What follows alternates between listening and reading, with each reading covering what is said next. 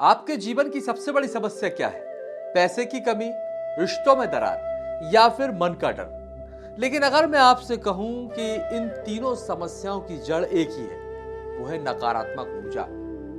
और अगर यह भी कहूं कि इस ऊर्जा को खत्म करने की शक्ति आज भी इस धरती पर मौजूद है, तो क्या आप इस पर यकीन करेंगे या फिर इसे एक अंधविश्वास कहकर छोड़ देंगे? क्योंकि इतिहास गवाह है कि जब जब इंसान पूरी तरह से हार गया, तब तब एक नाम ने उसे फिर से खड़ा किया है। जी हां, एक नाम जो सिर्फ एक भगवान का नाम नहीं बल्कि एक जीवित शक्ति है, पवन पुत्र हनुमान। क्या आपने कभी नोटिस किया है कि जब जिंदगी में सब कुछ टूटने लगता है तो अचानक कुछ अजीब सा होने लगता है?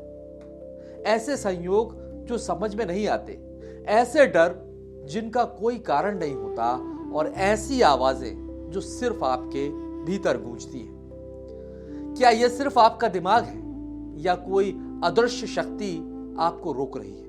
अब जरा सोचिए, अगर मैं आपसे कहूं कि इस धरती पर आज भी एक ऐसी शक्ति मौजूद है जो बिना दिखे आपके हर संकट को देख रही है, हर डर को सुन रही है और सही समय का इंतजार भी कर रही है, तो क्या आप विश्वास करेंगे या फिर आप बाकी लोगों की तरह इसे सिर्फ एक कहानी मानकर आगे बढ़ जाएंगे?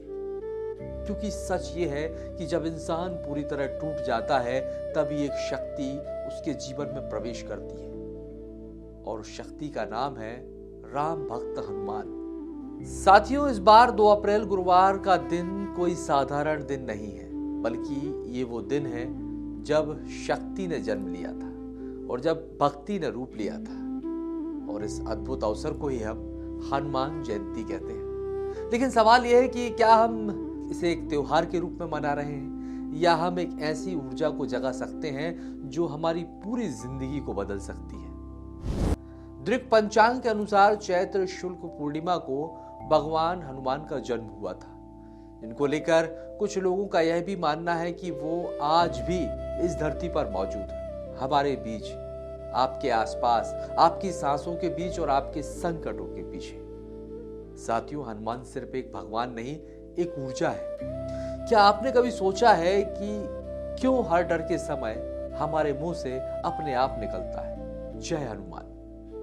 क्योंकि भगवान हनुमान सिर्फ एक नाम नहीं, एक वाइब्रेशन है, एक ऐसी फ्रीक्वेंसी जो हर डर को तोड़ देती है, जिनकी आराधना करने से हर संकट टल जाता है। यदि हम हनुमान जी की पूजन विधि की बात करें तो ये सिर्फ विधि नहीं, एक अनुभव है।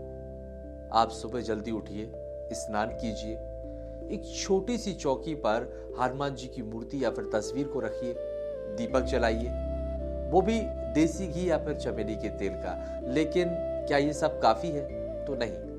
पूजा सिर्फ हाथों से नहीं होती, पूजा दिल से होती है। जरा खुद से पूछिए, जब आप हनुमान चालीसा पढ़ते हैं तो क्या आप शब्द पढ़ते हैं या फिर उन शब्दों को महसूस करते हैं? यदि आप स्मरण करते समय ऊर्जा महसूस करते हैं तो आपकी भक्ति सही दिशा में जा रही है। साथियों, मंत्र शब्द नहीं, शक्ति है। हनुमान जयंती पर यह मंत्र जपे, ओम हम हनुमते नमः, ओम अंजनेयाय विद्महे। क्योंकि यह सिर्फ एक शब्द नहीं है, यह आपके अंदर की एनर्जी को एक्टिव करते हैं। लेकिन असली बदलाव अंदर से होता है। अगर आप बीमार हैं तो लाल वस्त्र पहनिए, हनुमान बाहुक का पाठ कीजिए और अगर कर्ज में डूबे हैं तो दीपक जलाइए, गुड़ का भोग लगाइए। लेकिन एक सवाल, क्या सिर्फ ये करने से सब कुछ बदल जाएगा या आपको खुद भी बदलना होगा? मैं आपको एक कहानी सुनाता हूं। उदाहरण के तौर पर रवि, एक साधारण इंसान जिसकी नौकरी चली गई, घर में तनाव, मन में डर। एक रात वो बिल्कुल टूट चुका था। उसने पहली बार दिल से भगवान हनुमान जी को याद किया और कहा कि अगर आप हो तो मेरी मदद करो। उस रात उसने 11 बार हनुमान चालीसा का पाठ किया और फिर उसके जीवन में बदलाव हुआ।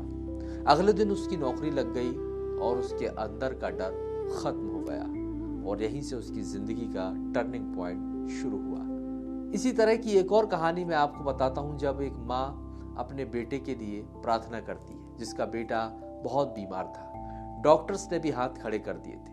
माँ रोज अपने बेटे की सलामती के लिए मंदिर जाती, रोज रोती, बस एक ही नाम लेती, हनुमान। और खुशी हफ्तों बाद बेटा एकदम ठीक हो जाता।